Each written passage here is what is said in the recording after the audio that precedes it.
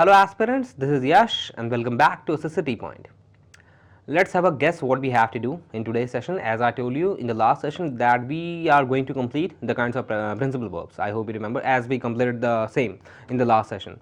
We could not have completed the whole kinds of principal verbs. Why? Because causative verb is left and we have to continue the causative verb, that is a kind of principal verb, in today's session. In the last session we completed the transitive and intransitive verbs, and in today's session we have to continue the kinds of principal verbs, that is causative verb. ठीक है, so today's session will not be a long session, छोटा सा session होगा and करते हैं फिर.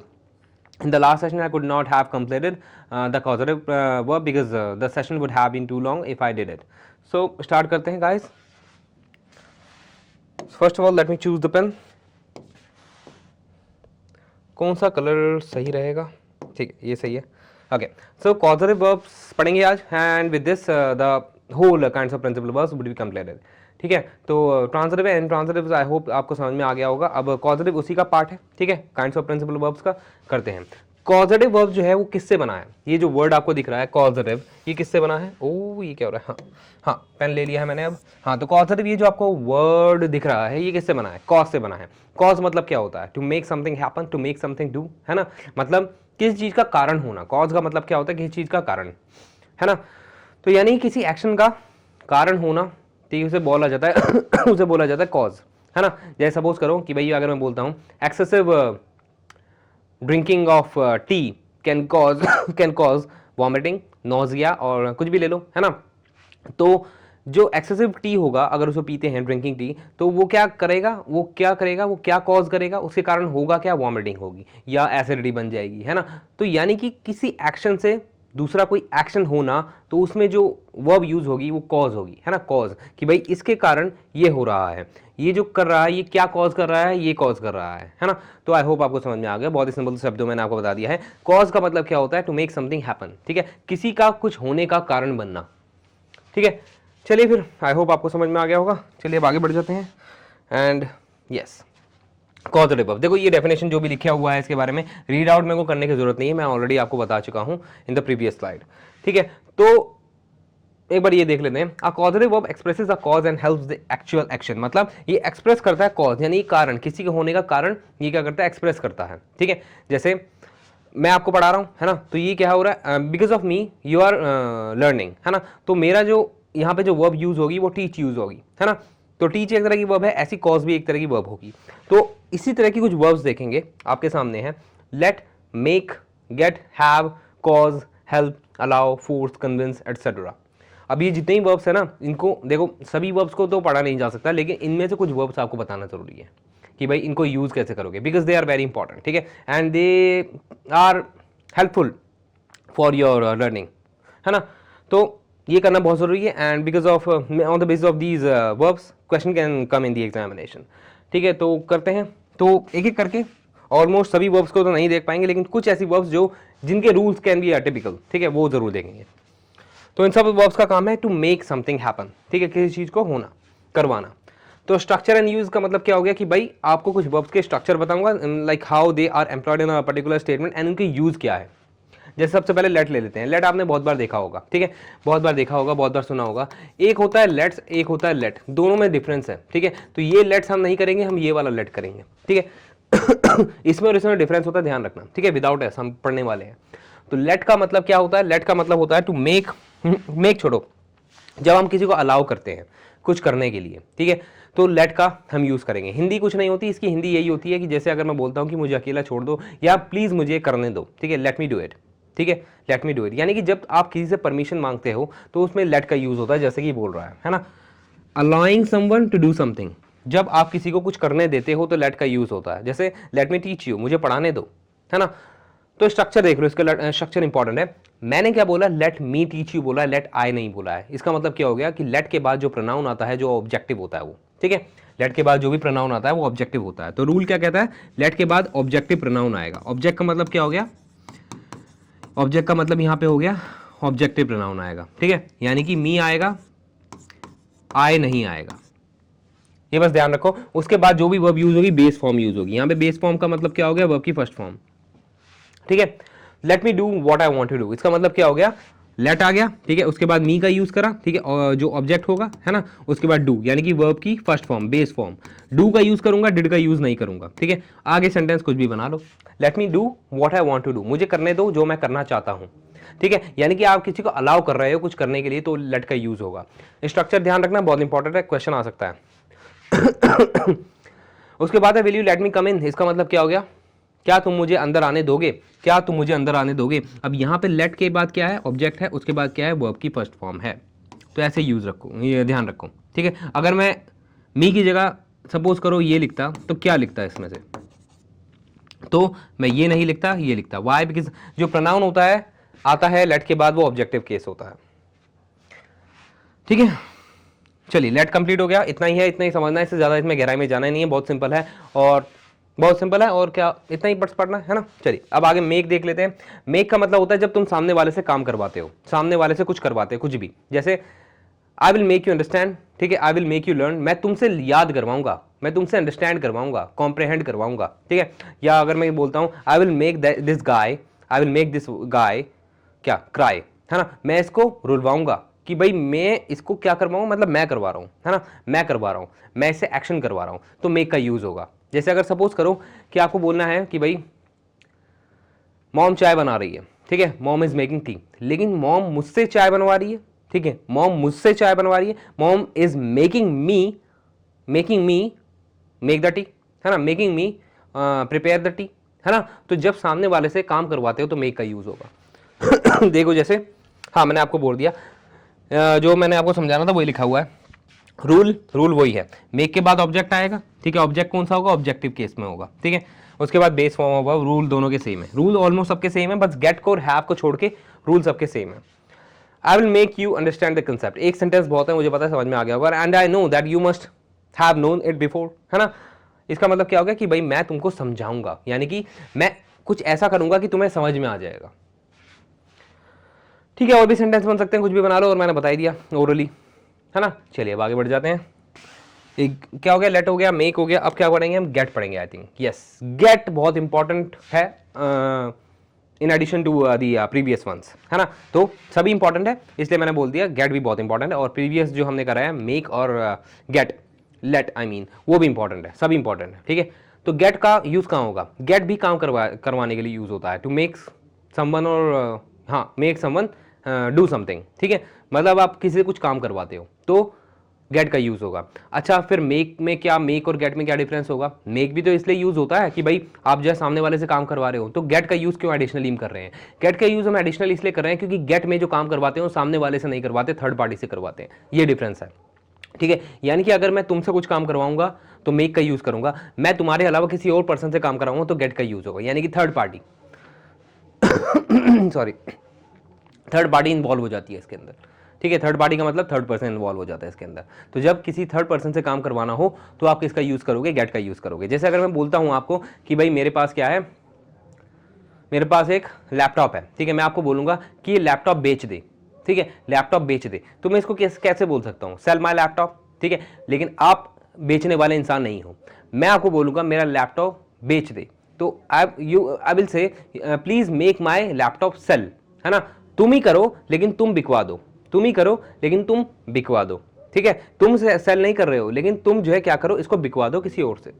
अब gate का यूज कैसे होगा, गेट का यूज होगा कि मेरा लैपटॉप बिकवा दो, डायरेक्टली थर्ड पार्टी, मैं तुमसे बोल रहा हूं लेकिन मैं तुमसे बेचने के लिए नहीं बोल रहा हूं, मैं तुमसे ये भी नहीं बोल रहा हूं कि एफर्ट लगाओ, मैं बस ये बोल रहा हूं कि भाई मेरा लैपटॉप बिकवा दे किसी भी थर्ड पार्टी से, या थर्ड पार्टी ने मेरा लैपटॉप बिकवाने के लिए मैंने बोला है, तो क्या बोलूंगा मैं, गेट माई लैपटॉप सोल्ड, ठीक है। तो मेक होता है सामने वाले से काम कराना और गेट होता है थर्ड पार्टी से काम कराना, ठीक है। तो गेट माई लैपटॉप सोल्ड। अब इसमें स्ट्रक्चर में भी डिफरेंस हो जाता है, स्ट्रक्चर में क्या डिफरेंस हो गया कि मेक में वर्ब की फर्स्ट फॉर्म आती है, गेट में क्या होता है, वर्ब की थर्ड फॉर्म आती है, ठीक है।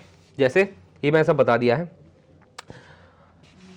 Rule get plus object plus past participle, get के बाद ऑब्जेक्ट आएगा जैसे कि लेट में भी था, मेक में भी था, लेकिन इसमें पास्ट पार्टिसिपल आएगा, उसमें क्या था, बेस फॉर्म था, वर्ब की फर्स्ट फॉर्म, इसमें थर्ड फॉर्म है, बस ये डिफरेंस है इसमें, ठीक है, अपार्ट फ्रॉम द कंसेप्ट। जैसे your cousin got my bike sold, कि भाई तुम्हारे भाई ने मेरी बाइक बिकवा दी, तुम्हारे भाई ने मेरी बाइक बिकवा दी, यानी कि तुम्हारे भाई ने नहीं बेची है, तुम्हारे भाई ने बिकवाई है, तो ठीक है। तो योर कजन सब्जेक्ट गॉट, ठीक है, माई बाइक, ये क्या हो गया, ऑब्जेक्ट हो गया, सोल्ड वर्ब की थर्ड फॉर्म, ठीक है। तो यानी कि तुमने नहीं बेची है, तुम्हारे भाई ने बिकवाई है, ठीक है, या तुम्हारे भाई ने भी नहीं बेची है, तुम्हारे भाई ने किसी और से काम करवाया है, ठीक है। तो यानी कि जो थर्ड पार्टी पर्सन होगा उससे कोई काम कराने के लिए गेट का यूज होगा, और सेकंड पार्टी यानी कि तुम, उसके लिए किसका यूज करोगे, मेक का। अगर मैं तुमसे बोलता हूं कि भाई तुम मेरी बाइक बिकवा दो तो मेक का यूज करूंगा, लेकिन तुमसे बोलता हूं कि ये काम किसी और से करवा दो तो गेट का यूज करूंगा। आई होप अब समझ में आ गया होगा। मुझे पता है थोड़ा सा कंफ्यूजिंग हो सकता है, सो दैट इज वाई मैंने इसको बार बार इलैबोरेट किया है, बट एनफ इलैबोरेट कर दिया है तो अब समझ में आ जाना चाहिए।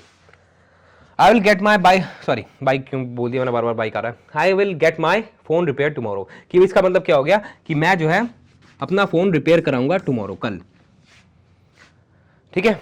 अब यहां पे गेट, उसके बाद माई फोन, ठीक है, उसके बाद रिपेयर्ड, रिपेयर्ड वर्ब की थर्ड फॉर्म कब, कल, ठीक है। तो यानी कि मैं अपना फोन रिपेयर करवाऊंगा कल, ठीक है, किसी से भी, लेकिन तुमसे नहीं, तुमसे करवाऊंगा तो मेक का यूज करूंगा। चलिए अब समझ में आ गया होगा। अब देखो हैव आ गया है, हैव बहुत आसान है, ठीक है। हैव का रूल जो है सेम है गेट की तरह, हैव जो है उतना ही वही मतलब है हैव का जो गेट का है, लेकिन दोनों में क्या डिफरेंस है, गेट होता है इनफॉर्मली यूज, इनफॉर्मली का मतलब ऑफिशियली नहीं बोलोगे, दोस्तों में यारी में बात कर रहे हो तो गेट का काम कर लोगे, गेट का यूज कर लोगे, लेकिन अगर आप इनफॉर्मली यूज ना करते हुए फॉर्मली यूज कर रहे हो, like in the office, in college, in schools, ठीक है, तो आप किसका यूज करोगे, हैव का यूज करोगे। दोनों के स्ट्रक्चर में कोई डिफरेंस नहीं है, दोनों सेम है, ठीक है। तो हैव का यूज करो, ऑब्जेक्ट का यूज करो, वैसे ही जैसे इसमें third form of a verb था, इसमें भी third form of a verb है। He had the delivery boy delivered the pizzas in time, मतलब ये कह रहा है कि भाई उसने क्या करा, डिलीवरी बॉय से पिज्जा को टाइम पे डिलीवर करा दिए, ठीक है, करा दिए थे, आई मीन, ठीक है, पास्ट परफेक्ट है ना। तो ही हैड द डिलीवरी बॉय, ठीक है, delivered the pizzas in time, ठीक है, समझ में आ गया कि भाई उसने क्या करा, डिलीवरी बॉय से पिज्जा टाइम पे डिलीवर करवाए, है ना, पिज्जा टाइम पे डिलीवर करवाए, यानी कि थर्ड पार्टी उसने नहीं करे, ना ही उसने किससे करवाए, डिलीवरी बॉय से, वही मतलब है। I will have George fixed my car, ठीक है। तो अब इसमें कैसे यूज होगा कि भाई मैं जॉर्ज को बोलूंगा कि मेरी कार फिक्स करवा दे, ठीक है, मेरी कार फिक्स करवा दे, ठीक है। जॉर्ज नहीं करेगा कार फिक्स, उससे भी बोल रहा हूं कि वो किसी और से करवा दे, ठीक है। अगर मैं जॉर्ज के लिए बोलता कि जॉर्ज प्लीज मेरी कार फिक्स कर दे तो मेक का यूज करता, ठीक है। मैं बोलता I will make George fix my car, लेकिन मैं जॉर्ज को बोल रहा हूं तू भी किसी और से करवा, तो इसमें हैव का या गेट का यूज करोगे। गेट का यूज होगा इनफॉर्मली, हैव का यूज होगा फॉर्मली। चलिए आगे बढ़ जाते हैं, समझ में आ गया होगा, I know, I am sure that you must have understood. चलिए कॉज, कॉज वही है, कॉज क्या है, एक अपने आप में ही वर्ब है, जैसे कॉजरी वर्ब क्या कंसेप्ट है, तो कॉज भी एक तरह की वर्ब है। कॉज का मतलब वही होता है कारण बनना किसी काम के होने का या करने का, ठीक है, वही मैंने समझा दिया। रूल वही है, ठीक है, बस गेट के और हैव के रूल में क्या होगा, वर्ब की थर्ड फॉर्म आएगी और बाकी सब में वर्ब की फर्स्ट फॉर्म आएगी ऑब्जेक्ट के बाद, ठीक है। बस यहाँ पे टू लगा देना, ठीक है, टू और लगता है बस, है ना। इसके रूल में, कॉज के रूल में क्या लगेगा, टू लगेगा किसके बाद, ऑब्जेक्ट के बाद, ये थोड़ा और ध्यान रखना, ठीक है। ऐसी हेल्प में भी आपको थोड़ा एक बात और ध्यान रखनी है, वो बता दूंगा। He caused the mechanic to repair the machine, कुछ नहीं है, उसने मैकेनिक को बोला कि भाई, या मैकेनिक से बोला नहीं, मैकेनिक से क्या करा, काम करवाया, क्या काम करवाया, मशीन को रिपेयर करवाया, ठीक है। तो ये जो है गेट और हैव की तरह नहीं है। गेट और हैव में क्या होता है, सामने वाले को बोलते हैं किसी और से काम करवा। कॉज, मेक, इसमें क्या बोलते हैं, सामने वाले को कि तू काम कर, ठीक है। तो उसने क्या करा, मैकेनिक को नहीं बोला, मैकेनिक से करवाया, मैकेनिक से मशीन रिपेयर करवाई। द फायर कॉज्ड, फायर ने ही कॉज करा क्या, factory to shut for 2 years, ठीक है। फायर ने ऐसा कर दिया कि जिसके कारण फैक्ट्री जो है 2 साल बन रही, ठीक है, तो फायर ने ही करा है। चलिए अब क्या कहते हैं, हेल्प। देखो हेल्प भी इंपॉर्टेंट है, ठीक है, apart from the previous ones. Help में क्या ध्यान रखना है, व्हेन यू हेल्प समवन, है ना, टू डू समथिंग, तो वही मतलब है, मतलब वही है, स्ट्रक्चर थोड़ा सा डिफरेंस है। क्या स्ट्रक्चर डिफरेंस है, हेल्प में आप 2 तरह के सेंटेंसेस बना सकते हो, हेल्प के बाद ऑब्जेक्ट का यूज करो, उसके बाद बेस फॉर्म का यूज करो, ये भी सही है, या बेस फॉर्म यूज नहीं करना है तो आईएनजी का यूज करो, ठीक है। लेकिन आप टू प्लस वर्ब की फर्स्ट फॉर्म का यूज नहीं कर सकते हो इन केस ऑफ हेल्प। जैसे he helped the blind man cross the road, उसने मदद करी ब्लाइंड मैन की, अंधे आदमी की, to cross the road, to नहीं बोल रहा हूं, ठीक है, क्रॉस द रोड बोल रहा हूं। टू मत लगा देना गलती से, ठीक है, कि उसने एक अंधे आदमी की मदद करी रोड क्रॉस करने में। ये भी सेंटेंस सही है कि वर्ब की फर्स्ट फॉर्म लगा दी चुपचाप। अब ये देख लो, he helped the blind man crossing the road, कि उसने मदद करी अंधे आदमी की रोड क्रॉस करने में। अब इस केस में आईएनजी लग रहा है तो ये भी सही है, ये दोनों सेंटेंस सही है, मीनिंग दोनों के सेम है, मदद करी रोड को क्रॉस करवाने में। लेकिन बट अब ये देखो, he helped the blind man to cross the road, ठीक है, ये आ गया ना, ये आ गया टू के बाद, तो ये अब गलत हो गया। Because of this the sentence has become wrong, यानी कि हेल्प के केस में हेल्प का यूज कर रहे हो आप, तो आप सेंटेंस को आगे एक्सटेंड करने वाले हो हेल्प के साथ, तो आगे टू प्लस वर्ब की फर्स्ट फॉर्म का यूज नहीं करोगे, ठीक है। या तो आईएनजी का यूज करो या केवल वर्ब की फर्स्ट फॉर्म का यूज करो, इंफिनिटिव का यूज नहीं कर सकते हो। और बस यही है, ये बता रखा देखो मैंने यहाँ पे, ठीक है। ये आप स्ट्रक्चर यूज नहीं कर सकते हो, इनकरेक्ट हो जाएगा, ठीक है। टू वाला, Daniel will help me operate the computer, Daniel मेरी मदद करेगा कंप्यूटर को चलाने में, ठीक है। चलिए अब आगे बढ़ जाते हैं, हेल्प भी समझ में आ गया तो कन्विंस, कन्विंस का मतलब क्या होता है, किसी को मनाना। अच्छा एक वर्ड और होता है परसुएड, ठीक है, दोनों का मतलब ऑलमोस्ट सेम है लेकिन थोड़ा सा डिफरेंस है। डिफरेंस मुझे पता है but I will not tell you, you will be telling me in the comment box, ठीक है। If you know, if you do not know please ask me in the comment box, है ना। चलिए convince, convince का मतलब होता है मनाना, ठीक है, कन्विंस का मतलब होता है मनाना, किसी भी चीज के लिए, किसी भी चीज के लिए मनाना, कुछ भी करने के लिए। रूल क्या होगा, रूल वही होगा, टू लगा दो इस केस में। केवल हेल्प में टू प्लस वर्ब की फर्स्ट फॉर्म नहीं लगती है, ठीक है, और गेट में और हैव में भी नहीं लगती है। इनके तो रूल ही अलग है, ठीक है। हैव, गेट और हेल्प के रूल अलग है, बाकी सब में आप टू लगा दो। कन्विंस, कन्विंस में टू लगा दो, ठीक है, वर्ब की फर्स्ट फॉर्म के साथ। She welcomed me of the need to buy a new house, welcomed कैसे आ गया ये, यहाँ पे वेलकम नहीं आएगा, यहाँ पे एक मिस्टेक हो गई है, पता नहीं कैसे हो गई है, लेकिन यहाँ पे कन्विंस्ड में आएगा, वेलकम पता नहीं क्यों आ गया। चलिए sorry for that mistake, I think it has been an error, हो जाती है, ह्यूमंस, वी आर ह्यूमंस, ठीक है, and our team works hard of this of SSC T point, है ना। तो फॉरगेट दैट थिंग, एंड मैं हमेशा ये कोशिश करता हूँ गलती ना हो, लेकिन फिर भी कभी कभार as I said that we are humans, ठीक है, तो हो जाती है कभी कभार, but I will take care of this ahead. चलिए वेलकम्ड की जगह कन्विंस्ड लगा लो, ठीक है। तो शी कन्विंस्ड मी, उसने मुझे मनाया, ऑफ द नीड, किस बात के लिए मनाया, of the need. Of the need ये मत सोचना यहाँ पे ऑफ आ रहा है, ठीक है, ये मत सोचना कन्विंस के बाद ऑफ आ रहा है, ये एक अलग फ्रेज हो गया, ठीक है। उसने मनाया लेकिन एक जरूरत के लिए मनाया, ठीक है, जरूरत के लिए मनाया। अब कन्विंस के बाद एक्चुअली में सेंटेंस स्टार्ट होना है, ये ऐसे होना है, to buy a new house. ऐसा भी हो सकता था, एक second, she convinced me to buy a new house, ना नहीं, ये यहीं पे सही है, यहीं पे सही है, ठीक है। तो ये एक स्ट्रक्चर अलग है जो कन्विंस के साथ आता है प्रपोजिशन ऑफ के साथ, और ये स्ट्रक्चर है जो कंटिन्यू हो रहा है। तो ये मत सोचना वहां पे प्रपोजिशन ऑफ आ रहा है, रूल में अलग है, नहीं, ये एक अलग फ्रेज है जो ऐड कर दिया गया है कन्विंस के साथ, ऐसे कर सकते हैं, लेकिन जो एक्चुअली में रूल के हिसाब से यूज होगा वो टू वाला यूज होगा, ठीक है। तो उसने मुझे मना लिया इस जरूरत के लिए कि भाई हमें एक नया घर खरीदना चाहिए, या नया घर खरीदने के लिए उसने मुझे मना लिया कि इस चीज की जरूरत है। चलिए, he could not convince me to speak in his favour, वो मेरे को कन्विंस नहीं कर सका, वो मेरे को मना नहीं सका उसके फेवर में बात करने के लिए, ठीक है। तो कन्विंस ऑब्जेक्ट इंफिनिटिव वर्ब, यानी कि टू प्लस वर्ब की फर्स्ट फॉर्म। चलिए I hope you must have got it. चलिए आगे बढ़ जाते हैं अब। कीप, कीप का मतलब क्या होता है, कीप का मतलब होता है रखना, कहते हैं ना keep this thing in your mind always, है ना, हमेशा ये बात ध्यान रखना, तो ये कीप से ही बनेगा। कीप का मतलब हिंदी मतलब होता है रखना, जैसे अगर मैं बोलता हूँ कि मुझे पेन रखना है टेबल के ऊपर, तो I have to keep this pen on the table, तो ये हो गया बेसिक यूज ऑफ कीप। लेकिन और भी सारे यूजेस होते हैं कीप के, apart from the what the simple meaning of Hindi, है ना, meaning in Hindi I mean रखने वाला, है ना।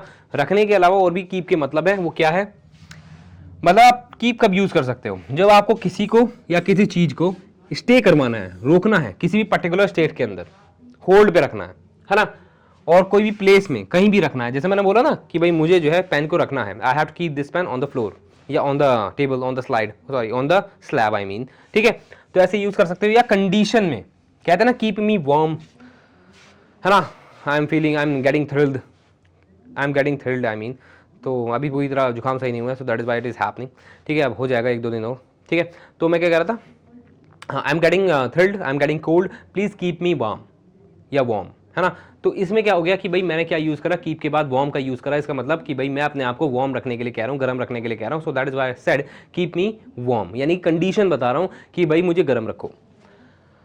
तो यहाँ पे कीप के साथ कैसे यूज़ करोगे, कीप का भी अलग रूल है। मैंने ये वर्ब्स इसलिए सेपरेटली यूज़ करी है, इसलिए मैंने सेपरेट सेशन रखा है कीप का। That is why because I knew कि भाई ये अगर मैं प्रिंसिपल वर्ब्स के साथ यानी कि इंट्रांजिटिव वर्ब्स और ट्रांजिटिव वर्ब्स के साथ कराता तो session would have been too long and you would not see, है ना। क्योंकि जब कभी कभार क्या होता है लेक्चर लेंदी होता है तो बच्चे आलस कर जाते हैं, स्टूडेंट्स बिकम लेजी, है ना। तो यही है। तो मैंने कीप, मुझे पता था ये जो कॉजरेटिव वर्ब है इसका सेशन थोड़ा सा ज़्यादा बड़ा हो सकता है, थोड़ा सा डिफरेंट कंसेप्ट है एंड डिफरेंट रूल्स हैं। So that is why I took it in a separate day and session also. ठीक है, तो समझ में आ गया होगा। तो कीप के बाद क्या करो, ऑब्जेक्ट का यूज करो। उसके बाद कीप का अलग रूल क्या कहता है कि कीप के बाद आप प्रेजेंट पार्टिसिपल लगा सकते हो, पास्ट पार्टिसिपल लगा सकते हो, कोई भी सिंपल एडजेक्टिव लगा सकते हो। ठीक है, एग्जाम्पल मैं आपको देने वाला हूं, जैसे कीप दिस रूम वार्म। ठीक है कि भाई इस रूम को गर्म रखो, कीप दिस रूम वार्म, इस रूम को गर्म रखो। अब यहाँ पे यहाँ पे क्या है, कीप, उसके बाद ऑब्जेक्ट, उसके बाद ये क्या आ गया, एडजेक्टिव आ गया, सिंपल वाला पॉजिटिव एडजेक्टिव। ठीक है, यानी कि पॉजिटिव एडजेक्टिव भी यूज कर सकते हो। Please keep the door closed. अब इस केस में क्लोज क्या हो गया, वर्ब की थर्ड फॉर्म हो गई। वर्ब की थर्ड फॉर्म क्या होता है, पास्ट पार्टिसिपल। ठीक है कि भाई इस दरवाजे को बंद रखो, यानी कि वो वैसे ही रहना चाहिए। ठीक है, स्टे या होल्ड। ठीक है, इस तरीके से याद रख सकते हो। ठीक है, तो keep the door closed, verb की third form past participle. Why has she kept me waiting. ठीक है भाई कि वो उसने, हाँ ये क्या बोल रहा है कि भाई उसने मेरे को वेट कराया, क्यों, उसने मेरे को क्यों वेट करवाया। ठीक है, तो कीप की थर्ड सेकंड फॉर्म या थर्ड फॉर्म क्या हो गई, कैप्ट हो गई। उसके बाद ये क्या हो गई, प्रेजेंट पार्टिसिपल, है ना, आईएनजी फॉर्म। तो कीप का रूल थोड़ा अलग है, आप जो है सिंपल वर्ब भी यूज कर सकते हो, है ना। जैसे keep this pen on the table, है ना। जैसे कीप ही खुद एक तरीके से first form of a verb है ना। उसके बाद कीप के साथ आप सिंपल एडजेक्टिव यानी कि पॉजिटिव एडजेक्टिव और प्रेजेंट पार्टिसिपल आईएनजी फॉर्म और पास्ट पार्टिसिपल वर्ब की थर्ड फॉर्म का यूज कर सकते हो। रूल आपके सामने देख लेना। ठीक है, रूल में कोई गड़बड़ मत करना बस। आई होप कीप समझ में आ गया होगा, है ना। I think this the last one, last verb which is important apart from the other ones, है ना। तो कीप का रूल आपको समझ में आ गया होगा। तो चलिए फिर सेशन को कंक्लूड करते हैं विद थैंक यू, है ना। And thank you for taking today's short session. और अब हम मिलेंगे इन the next session with a new topic in verbs only, है ना। देखते हैं डायनामिक वर्ब कराऊंगा या स्टैटिक वर्ब कराऊंगा। ठीक है, तो वर्ब को ही आगे कंटिन्यू करेंगे and that is it for today's session. तो आज के लिए इतना ही, अब हम मिलेंगे इन द नेक्स्ट सेशन, है ना। चलिए आप भी आराम करिए and have fun and keep on studying, keep on studying, है ना। कीप के बाद प्रेजेंट पार्टिसिपल लगा दिया, कीप ऑन स्टडिंग। कीप के बाद ऑन भी लगता है, वो हम बाद में बताऊंगा कि भाई कुछ वर्ब्स के बाद प्रपोजिशन लगती है। जैसे मैंने कीप स्टडिंग नहीं बोला, कीप ऑन स्टडिंग बोला, इसका मतलब क्या होगा, कीप के साथ ऑन प्रपोजिशन लगती है। ये बात के कंसेप्ट है, धीरे धीरे हो जाएंगे, प्रपोजिशन में आ जाएगा ये। बाकी do not worry, have patience. ठीक है, सब कुछ कराया जाएगा and now we are gonna meet in the next session. So till then take care of yourself and your family. Bye bye, sayonara.